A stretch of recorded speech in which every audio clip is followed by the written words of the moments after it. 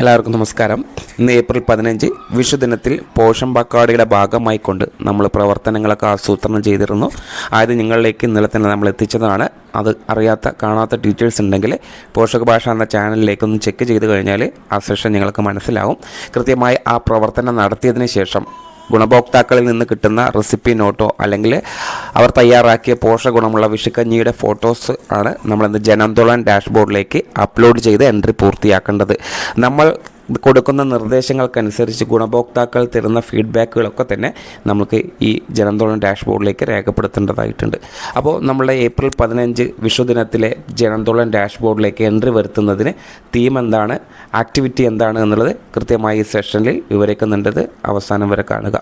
അപ്പോൾ ജനാന്തോളൻ ഡാഷ്ബോർഡിലേക്ക് രേഖപ്പെടുത്തുന്നതിന് സാധാരണ പോലെ തന്നെ നമ്മൾ അയച്ചു തന്നിട്ടുള്ള അല്ലെങ്കിൽ നമ്മളുടെ ഈ വീഡിയോയ്ക്ക് താഴെ ഡിസ്ക്രിപ്ഷനിൽ കൊടുത്തിട്ടുള്ള ലിങ്കിൽ ക്ലിക്ക് ചെയ്ത് കഴിഞ്ഞാൽ നിങ്ങൾക്ക് ജനാന്തോളൻ ഡാഷ്ബോർഡിൻ്റെ ഈ പേജിലോട്ട് എത്താൻ സാധിക്കും. ഈ ഭാഗത്ത് നിങ്ങൾക്ക് അനുവദിച്ച് തന്നിട്ടുള്ള യൂസർ നെയിമും പാസ്വേഡും കൃത്യമായി എൻ്റർ ചെയ്ത് ആക്ടിവിറ്റി പാർട്ടിസിപ്പേഷൻ ഫോമിലേക്ക് എത്തുക. ഇത് നമ്മൾ തുടർന്ന് എല്ലാ ദിവസങ്ങളിലും വിവരിക്കുന്നതാണ്. അപ്പോൾ ആക്ടിവിറ്റി പാർട്ടിസിപ്പേഷൻ ഫോമിൽ എത്തുന്ന സമയം സാധാരണ പോലെ തന്നെ ഗ്രൂപ്പ് അവിടെ കാണാൻ സാധിക്കും. പോഷൻ പക്കോട തന്നെയാണ്, അവിടെ മാറ്റങ്ങളില്ല. സെലക്ട് തീം എന്ന് കാണുന്ന ഭാഗം ശ്രദ്ധിക്കുക.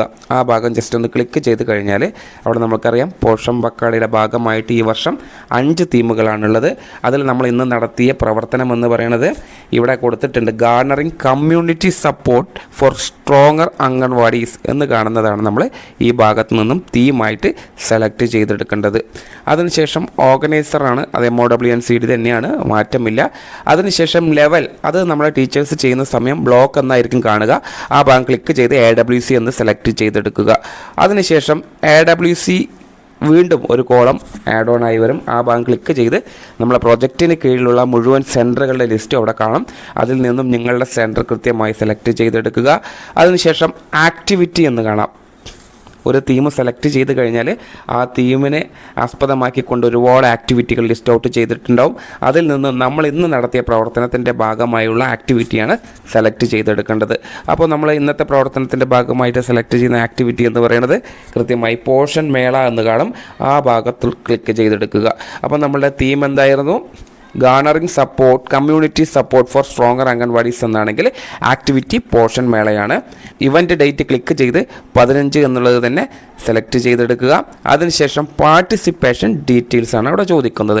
കൃത്യമായി ഈ പോഷക ഗുണമുള്ള വിഷുക്കഞ്ഞി തയ്യാറാക്കുന്നതിൻ്റെ ഭാഗമായിട്ട് ആരൊക്കെയാണ് പങ്കെടുത്തിട്ടുള്ളത്, അതിൽ ആരുടെയൊക്കെ സാന്നിധ്യം ഉണ്ടായിരുന്നു എന്നുള്ളത് വേർതിരിച്ച് തന്നെ, അതായത് പുരുഷന്മാർ, സ്ത്രീകൾ, കുട്ടികൾ, ഏജ് കുട്ടികൾ സെപ്പറേറ്റ് ആയിട്ട് തന്നെ എത്ര ആളുകൾ എന്നുള്ളത് അവിടെ നിങ്ങൾ കൃത്യമായി രേഖപ്പെടുത്തണം. ഒരു പരിധിയിൽ ഒരുപാട് ഗുണഭോക്താക്കളുണ്ടാവും, രക്ഷിതാക്കളുണ്ടാവും.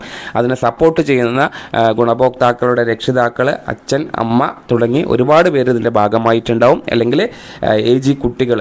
അപ്പോൾ അതൊക്കെ തന്നെ കൃത്യമായ എണ്ണം നിങ്ങൾ വേർതിരിച്ച് തന്നെ അവിടെ രേഖപ്പെടുത്തുക.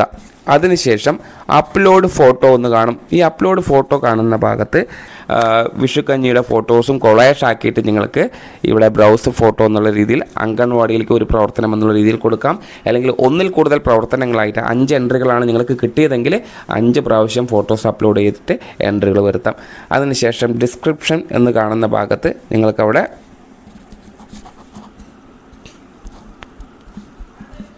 ന്യൂട്രീഷ്യസ് ഫുഡ് പ്രിപ്പറേഷനോ അല്ലെങ്കിൽ ആ ഭാഗത്ത് പോഷക ഗുണമുള്ള പോഷക കഞ്ഞി തയ്യാറാക്കൽ, അതെങ്ങനെ വേണമെങ്കിലും നിങ്ങൾക്ക് അവിടെ ഡിസ്ക്രിപ്ഷനായിട്ട് കൊടുക്കാം. അതിനുശേഷം ഈ കാണുന്ന സബ്മിറ്റ് ബട്ടൺ ക്ലിക്ക് ചെയ്ത് താഴത്ത് സക്സസ്ഫുള്ളി സബ്മിറ്റഡ് എന്ന് കാണുന്ന സന്ദേശം ഉറപ്പാക്കി കൊണ്ടുവന്നത്തെ പ്രവർത്തനം നിങ്ങൾക്ക് അവസാനിപ്പിക്കാവുന്നതാണ്. ഒരിക്കൽ കൂടി എല്ലാ ടീച്ചേഴ്സിനും ഹൃദയം നിറഞ്ഞ വിഷു ആശംസകൾ നേരുകയാണ്. Thank you.